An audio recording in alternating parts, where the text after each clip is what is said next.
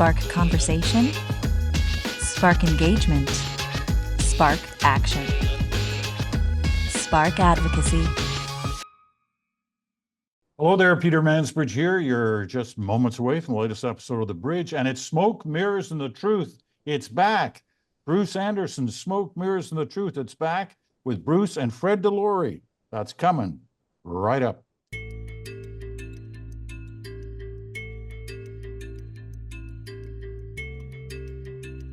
Okay, well, we all remember Bruce, of course, and Bruce is now working or advising on the Carney campaign, the Liberal leadership race. Fred was the campaign manager for the Conservative campaign 4 years ago in 2021 for Erin O'Toole. So we've got two parties very obviously represented here in the sense of experience, and so we're. Yeah, but it's about smoke, mirrors, and the truth. And let's be honest, I'm here for the truth part. And Fred is just a great guy, and we're going to see how it goes, right? That's how we're going to go. Gloves are off right out of the gate. I wasn't sure right what out to of the expect. gate. Here we go. Right. I have to explain, why am I in a bedroom? Well, I'm actually in a hotel room in Winnipeg, where You get kicked out. Unbelievably cold. When the plane landed here, and this is no kidding, they couldn't get the door open. It took 15 minutes to warm up the door to get it open. And when I passed by the Golden Boy in the legislature, I'm sure they were fitting him out for a parka. I mean, it's cold, minus 46 with the wind chill. Your life sucks. Let's go. Yeah. All right.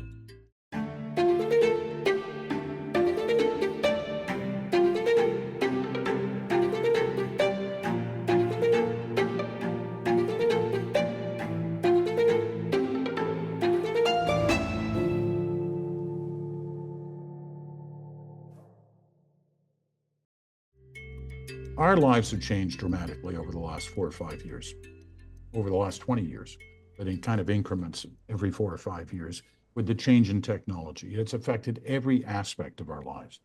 I assume it's also affected the way political campaigns are run, no matter what level those campaigns are. Are we looking today, whether it's a leadership race or an upcoming election campaign, at the kind of races we've not seen before as a result of the changes in what we have accessible to us to run those campaigns? Bruce, you start. Yeah, it's changing so quickly, and the pace of change keeps accelerating, and it's across all kinds of dimensions of politics, and not just in campaigns, but politics every day. Politics is a 24/7, 365 thing now. And we think of ourselves as having these 37-day campaigns, and somehow that's better than, what happens in the United States, where campaigns just kind of run perpetually. But we're more in that world than we like to admit, because so much of what happens in politics now is virtual. It doesn't necessarily require people to be in a large room together, although obviously some of that happens. But I think Pierre Poilievre's been pretty effective at showing that he can draw crowds. But you also saw the flip side of that with a launch event that went a little bit awry the other day. And it's sort of, for political organizers, it's not hard to imagine that putting fewer of your chips on big turnouts and big crowds and more of your effort through virtual and direct and digital is good. Also, when I first started in consulting, there was kind of a rule of thumb that you could tell a client that they could get faster, cheap, or high quality, and they could pick 2 of those 3 things, but they couldn't get all 3 of them. Well, it turns out, in terms of political communication, because of technology, you can do fast and good and cheap. When I looked at the videos that Freeland and Gould put out the other day, and I kind of compared them to the production values of the now kind of famous Trudeau on the escalator ad that kicked off his 2015 campaign, that ad probably would have cost $250,000 to make. If I looked at Freeland's, I would say maybe that was $30,000. If I looked at Gould's, maybe that's $1,000. And, is the effectiveness of the $250,000 one better than the others? I don't think so. I mean, I have quibbles with the other 2, but but those costs and the ability to make those kinds of things happen in no time flat is really changed. And Fred, in his work, has been one of the pioneers of figuring out how to do content that looks fantastic, that's packaged great, that comes out, even if sometimes it's for ideas that, well, they're his ideas, I guess. I respect that. How do you look at this, Fred? Well, I remember a conversation I had vividly. The last conversation I had with the late Senator Doug Findlay, who passed away in 2013. And for those listeners who may not know, Doug was a longtime national campaign manager for the Conservative Party and one of the best there ever was, and trained a lot of us. At this point, though, when we were having dinner, he had retired from the campaign trail. And when we were there, I remember asking him, Doug or Senator, would you ever consider managing another campaign? And what he told me really struck me. He said in that beautiful, thick Scottish accent that I know you and Peter and Bruce would appreciate. And believe me, I'd like to mimic it here, but my wife says I'm absolutely never allowed to do a Scottish accent because it's terrible. So I'll spare you of that. But the senator said, I've been out of the game too long, and the technology has changed too much. This was over a decade ago. He told me this, and it really struck a chord, and I'll never forget that. And he went on to explain how things are constantly evolving in our game. It's constantly moving, and if you're not staying up on it, you at least need to have the drive to relearn it and when you get back involved and do it. And that stayed with me. And I remember the Conservatives, we've gone through a lot of leadership races in the last number of years. In 2017, we had one. In 2018, we had one in Ontario. In 2020, again, at the federal level. And I was able to manage a campaign in each one of those. I finished third, second, and first, so I kept doing better each time. And from each one, learned so much about the technology and how you can reach voters, how you can get to them and communicate to them.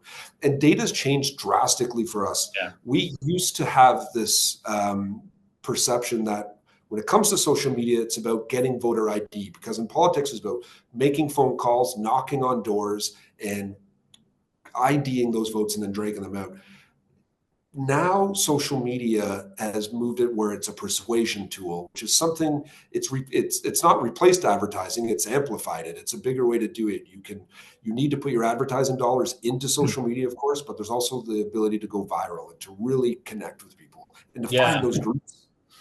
I'm really interested in this whole thing that's happening with TikTok, because I was reading something the other day that said it's a persuasion tool, social media, more generally, including TikTok. But also it's increased voter engagement among young people to a significant degree. And it used to be the case that campaigns would start with the assumption that the turnout levels are going to be significantly higher the older the age cohort is, and really don't spend too much time with young people. But what happened with TikTok just in the last couple of days in the US is a really interesting thing, because you've had this whole thing. It's a huge app for young people, and it went dark for, I guess, 24 hours. And when it came back up, all of those young people who are kind of going, oh my God, I've lost this thing that I really use a lot, they got a message that said, thank you to Donald Trump for restarting this app. And I can't help but think that's a pretty effective political message for him among an audience, with an audience that might not have been all that predisposed towards him. Or at least some of them would be, but maybe not the majority. Let me extend this a little bit, because I watched a fabulous interview with Ezra Klein the other day. He's a writer for the New York Times. You both are aware of him. He's a very smart guy. And, great guy. And he makes a lot of good points. But the point he was making the other day kind of made me sit back, because money has always been such a key part of politics, right? It's kind of the lifeblood of what makes campaigns work. He's saying that for the first time, this past campaign has made him think that money is no longer the most important thing. Getting attention is the most important thing. And he used the example of, the Democrats had bags of money, lots and lots of money in that for that campaign, but they lost.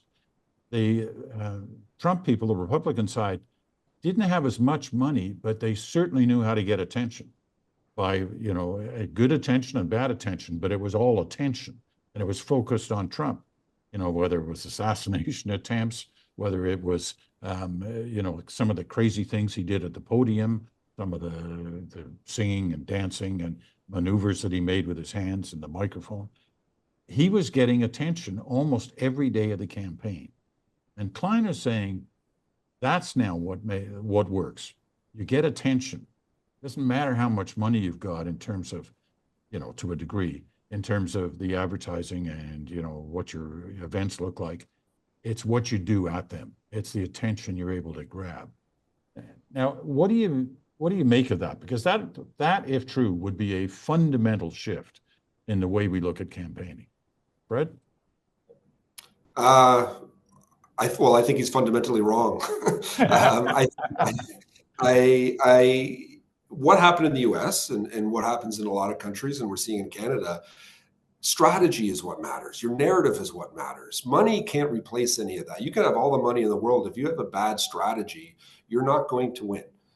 If the other side does, if they can reach voters, go viral, push out your messages, I can see where he's coming from, but it seems like he's a bit delayed in understanding that it's about putting together your story on why you should win and why you're running. Trump had a reason. You may not agree with it, you may not like it, but he had something that he was pushing to so many voters. Kamala Harris and the Democrats didn't have that. They didn't have a real narrative other than we don't like Donald Trump. That's not a story that appeals to enough people or appealed to enough people. The money didn't matter ultimately. So much money is wasted on campaigns if it's not spent properly and if you don't have that good strategy. And I see it all the time where campaigns do not, they launch, they go out, they do all this stuff. They don't have that core narrative, that core story. Why should we elect this person? Yeah. Look, I think there were two parts to what you were quoting Ezra saying. One is that money doesn't matter as much as it used to, and the other was engagement is the most important thing. And what I hear Fred saying is engagement is kind of the first utterance of a conversation with a voter, and it isn't going to be very effective if it doesn't have a story, a narrative that is interesting to them. But I also agree with Fred's point, and I guess Ezra's, that money isn't as important as it used to be. If you look at the amount of money that was spent, and it's different in Canada from the United States, obviously, we just don't get to spend as much money as Americans do. We spend the same, right? We're capped during the elections. Right. And that's if you look at what's happened to the spending in the United States, it has it's continued to look like a kind of an arms race, but in the way of an arms race, you've got two sides that are assembling massive arsenals, and they're using it on some fairly predictable stuff. There's still a lot of money spent on TV advertising, even though the digital proportion has gone up very dramatically. The volume of dollars in total has also gone up. And so I was looking at like local TV stations got $13 billion in political advertising, and most of those local stations would have been in the swing states. So you're talking about a relatively small number of stations just feasting on this revenue, and they're doing it because the parties get the money, not because that money is particularly well spent. The thing that the last point for me is, why does Donald Trump work? There are lots of answers to that, but to me, he's direct to the voters. He's a storyteller. Whether we think his story kind of is coherent or makes sense or, fits a pattern, he's a storyteller. And different elements of his story are going to resonate with people, and they're going to go, I remember when he said this thing. And I didn't hear about the sharks and the battery and all the other stuff, but they remember something from it. So he's direct, he's a storyteller. And the last two things, which I think are so important, he's authentic. We might like or not like his authenticity, but he looks like he is who he is every time he gets up on that stage. And he's unpredictable. And unpredictable is essentially the engagement part. How do you get people to pay attention? Being unpredictable is a pretty good way to do it. I don't know if he's still got that, if he's got that great story. I think if Fred was running his campaign, there might be a clearer narrative at the end of the day, but he wouldn't want to take away the unpredictability and the authenticity and the direct and the storytelling, because those are things that really have worked for Donald Trump. Something tells me that nobody could run a Trump campaign. I was thinking the same thing. Like, trying to go head to head with him on telling him what he should be doing or not doing, I don't think would work too well. But you were about to make another point there, Fred. What was that? Well, just on Bruce's comment about how much local media does so well during elections in the US and their political system, maybe that's the solution in Canada, is that we take off the caps from political parties and let them actually spend money all the time during the elections, and then maybe we can help save local media that way. Is there anything that we're going to hear that's more shocking today than a conservative saying we should lift the caps on campaign spending? I don't think so. Well, I think we should. I don't think caps are ridiculous. Explain how it works for those of our audience who don't get it. Well, Elections Canada wants a level playing field of all political parties, so we're allowed to raise as much money as we want, but we can only spend so much during a campaign. So they put a $30-some million cap on what you can spend. So how much you can travel, how much you can pay organizers, how much you can spend in advertising. To me, it's never made sense. If you want to cap donations, that's fine. But if a lot of Canadians want to give a lot of money to a political party, that's their choice. And parties should be allowed to spend that during an election, has always been my view. And there is a cap on donations. There is a cap. 1,700 is the yeah. But Fred's, I hear Fred's point, and I think there's an argument there that artificially imposing a kind of a level playing field on spending by parties within a writ period is a choice, and you could look at it as a choice that puts a finger on the scale in favor of the parties that don't have as much money as the party that has more. But it is also true that outside the writ period, parties can do what they want, right, Fred? I mean, yep. So we're only talking about a pretty narrow window. We really can, but Canadians mostly, like, once that writ is dropped is when the whole, as you guys know from being involved in campaigns and covering them, the world changes once the writ drops, and that's when the dollars are most valuable. And I find the whole having a cap is just not necessary. So when we watch, say, for those in Ontario, we're watching the Conservative, what used to be called the Big Blue Machine, the provincial organization, preparing for what looks like could be an early election. That money that they're spending on multiple ads on television, that's sort of free game. They can go as much as they want there. It is, yep. And unions and others can spend money too right now. It's wide open outside of an election period. Okay, last quick question. We call this smoke mirrors and the truth. Whether you're a Liberal getting ready to vote in a Liberal leadership race or a Canadian who's anxious to have their vote counted in a federal election at some point this year, what's your advice to make sure that you don't get blown away by the smoke and mirrors and you're only hearing the truth? Who wants to go first on that? I'm going to let Bruce answer that one first. Let him go. Well, look, I mean, I think that we know that there's a real problem that's developing and nobody knows how to solve it around things that are variously called deep fakes or disinformation. And nobody knows how to solve it because even if you thought that it would be a reasonable thing to ask a regulator to control for it, regulators don't have the equipment. They don't have the wherewithal to really find it, fix it, deal with it. And so we'd end up just kind of pretending that we're going to solve a problem. I think ultimately, we also know that media don't have the scale and the ability to call this stuff out in a way that materially affects it. So I think there's a lot more risk of that sort than there ever used to be. But politicians just are going to have to, in the meantime, until there's some sort of technological fix for it, they're just going to have to power through, not be distracted by too much of this stuff, figure out what their narrative is, understand that people are going to see a lot of things that aren't true, and they're going to become more inured to it in the same way that there's a lot of scams coming at us all the time, financial scams and frauds. And, well, some of them work, a lot of them don't, because people just have figured out, okay, somebody's going to send me a message on my phone and I'm going to understand that I'm not going to click on it. I think there's going to be that aspect of public opinion over time as well. You get the last word, Fred. Yeah, I would agree with that. I think there's a lot of, social media has boiled the world down to tiny, small town squares. That's where we all live in now and occupy the territory. It's all political people on my Twitter feed.